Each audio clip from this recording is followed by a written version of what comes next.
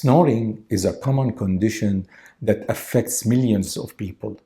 It is the sound that occurs when air flows through relaxed tissues in the throat, causing them to vibrate during breathing. While snoring may seem harmless, it can cause disruption to both the snorer and the partner, leading to daytime fatigue and irritability. Snoring can be caused by obesity, alcohol, and sleeping on your back. Other conditions like sleep apnea, nasal congestion, or deviated septums can also contribute to it. There are several ways to prevent or reduce snoring.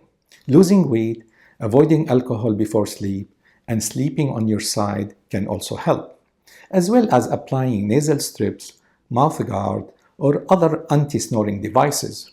In some cases, surgery may be necessary to correct the underlying conditions.